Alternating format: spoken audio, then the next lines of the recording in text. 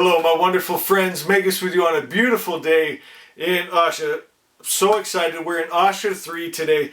And my friends, if you can understand Asha 3, you can understand everything. You're going to understand your life, your place in this world, and what you're capable of doing. Asha 3 is all about receiving the DNA of God, becoming one with God. And my friends, when you become one with God, you take on that life and that energy. Everything else takes care of itself, my friends. You know, I think of it like when you're born here in time and space and form and body as a baby. You're going to take on the genes and traits and things of your parents, right? And it's the same when you receive that oneness with God. You're going to take on His names. You're going to become love and peace and joy and kindness and healthier and happier, you know, because you're taking on that energy. A very confusing teaching that I'm noticing that's taught in the Christian church is about eating the flesh and drinking the blood. And as growing up in the church as a child, I wasn't ever taught really what that meant, and I don't think they understood exactly how that works. And my friends, it's so simple. You know, when you eat something, say you eat a fish, that fish becomes your flesh and blood. That life becomes your life. That fish turns into your skin, your hair, your teeth, your eyes, you know, and so you're taking it into it and it becomes you. But there's another way to eat energy. Everything's just energy, right? You can take in that energy of the Christ, of Jesus, by taking in his life. What does that mean? That's taking in His idea. What were His ideas? His word. He said, "Verily, verily, I say unto you, he who holds my word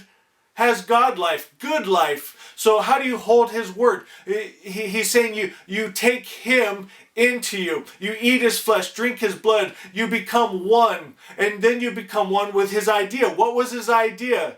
That you and God are one. That's what the Jews crucified Jesus for making Himself equal with God. But then He said that you and Him are one, that you and God are one, my friends. And so we're getting behind His idea. We're getting the Christ mind, and what we call vohu menu, the God mind, the good mind. And then you take on those names of God. You become love, peace, joy, power, freedom. You become one with those names, my friends. And so we have to ask ourselves, what spirit are you of? What's in your mind? What's in your heart? An even more simple way to understand this. Many of you have met this rock before. I call it my "Don't Be a Dick" rock. And my friends, this rock will change your life. When you're holding this rock, I'll give this rock to someone that their life's falling apart, their marriage, their career. When they hold this rock, you can't be a dick. When you're around your spouse, you have to be kind and loving and nice while you're holding this rock. You can put this rock in your pocket. It's heavy. You can't forget it's there. And you're at work. You have to be positive and kind and put a smile on your face. And do you know what people find? After a short time, their marriage is better. They're getting a promotion at work because the boss likes their attitude, my friends. This rock will change your life. Not only that, my friends, it'll protect you. If you're being attacked by a wild animal, you can throw it at. That is one powerful rock. Imagine how much more powerful accepting Jesus into your life can be. And my friends, the wonderful thing about it is I do believe Jesus walked on the earth as a historical figure. A lot of people I look up to, Paramahansa Yogananda, a lot of the people I read and admire believe Jesus walked the earth. But even if He didn't, His spirit, His idea, His story could save and change lives, my friends, could save people. Just like the rock, but of course on a grander level, my friends, because you're taking into the idea of it, the spirit of it, my friends, and it'll change your life. And my friends, when you do what the Christ taught, He never taught He was an animal sacrifice.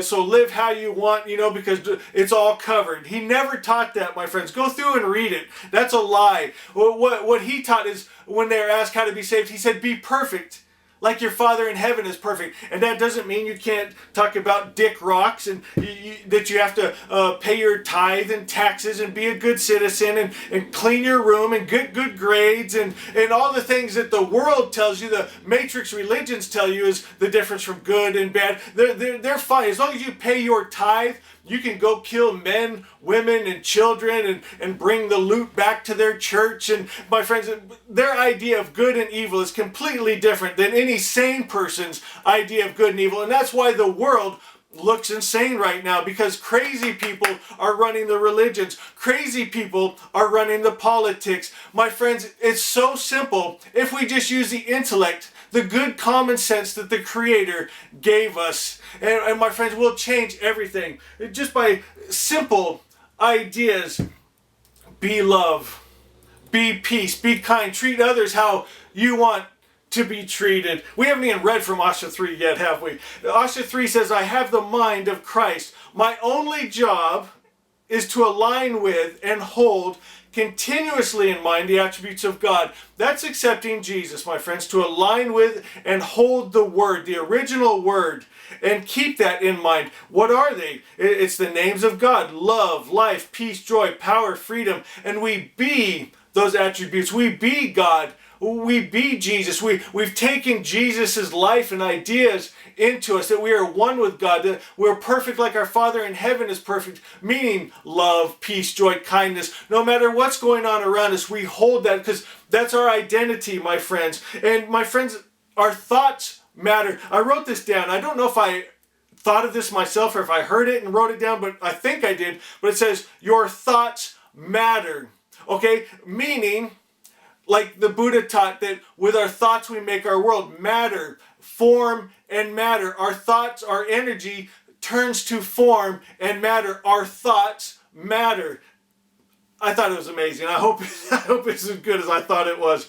It says that my mind is God. Our divine sparker from Vashi is God. But sometimes our thoughts are not always God, because we're taught stories in the matrix religions and politics and societies passed down that aren't God, that aren't good. Stories in the Bible and Quran and Gita about warring and killing and things that aren't good God, but we're told they're the highest principles, and it's pulled us down, my friends.